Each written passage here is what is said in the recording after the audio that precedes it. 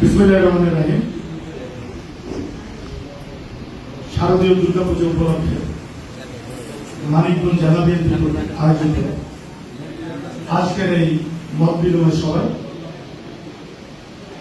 সভাপতিত্ব করছেন আপনাদের মানিকগঞ্জের সবার পছন্দের মানুষ, সকলের পছন্দের নেতৃত্ব, বাংলাদেশ জাতীয়তাবাদী দল চেয়ারপারসনের উপদেষ্টা মন্ডলীর অন্যতম সদস্য, মানিকগঞ্জের মানুষের প্রাণের নেতৃত্ব,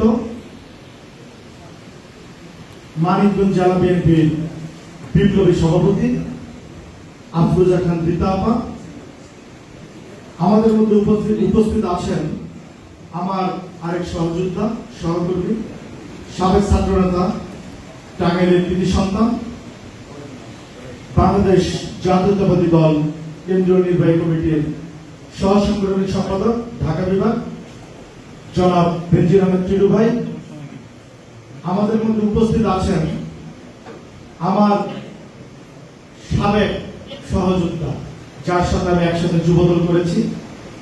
আমি যখন যুবদল কেন্দ্রীয় নির্বাহী কমিটির আন্তর্জাতিক সম্পাদক ছিলাম, তখন তিনি যুবদল কেন্দ্রীয় নির্বাহী কমিটির সদস্য ছিলেন এবং মানিকগঞ্জ জেলার দায়িত্বে ছিলেন যুবদল।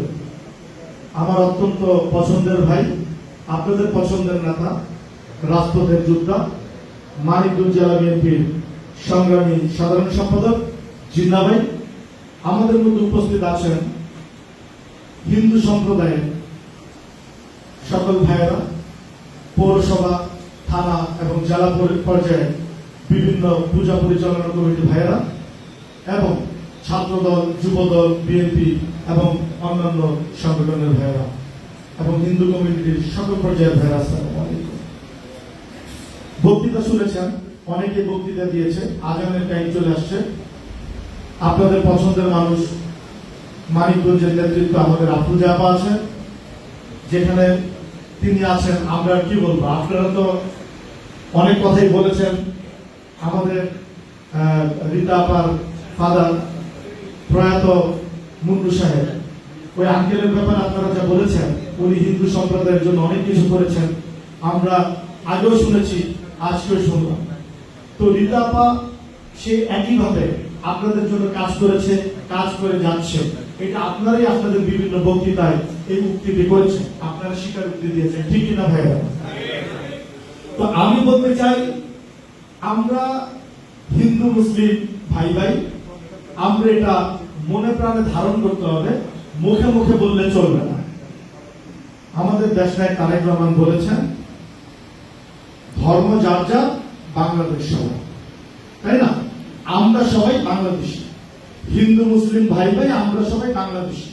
আমরা মুখে এই কথা বললে কিন্তু চলবে না ভাইয়েরা, আমরা মনে প্রাণে ধারণ করতে হবে এবং আমাদের কার্যক্রমের মাধ্যমে সেটা প্রকাশ করতে হবে, সেটা সবাই বুঝতে হবে। অ্যাকচুয়ালি আমরা মুখ দিয়ে যে বাক্যটা বলছি, কার্যক্রমেও তার ফলশ্রুতি ঘটছে। ঠিক আছে ভাইরা?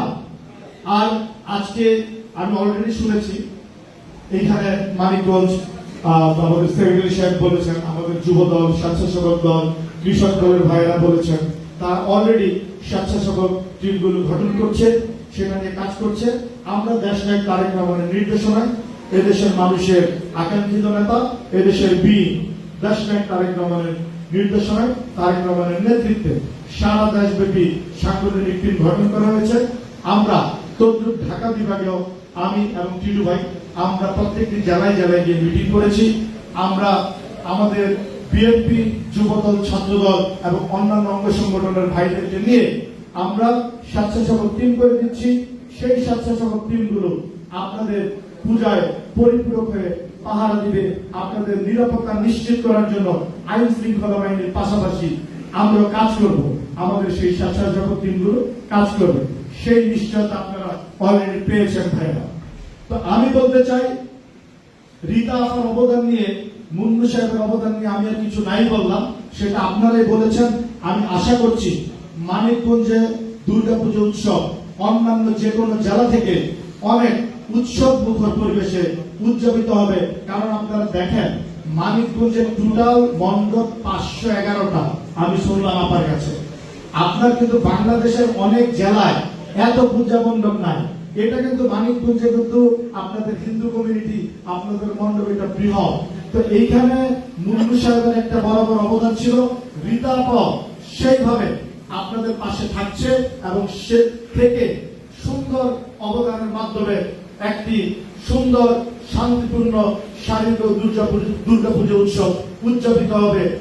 আমাদের রীতা আপা এবং জিন্নাবের বলিষ্ঠ নেতৃত্বে আপনারা সেই সুফল পাবেন এবং সুন্দরভাবে আপনারা এই দুর্গাপুজো উদযাপিত করবেন সেই আশাবাদ ব্যক্ত করে সবাইকে ধন্যবাদ জানিয়ে এখানে শেষ করছি।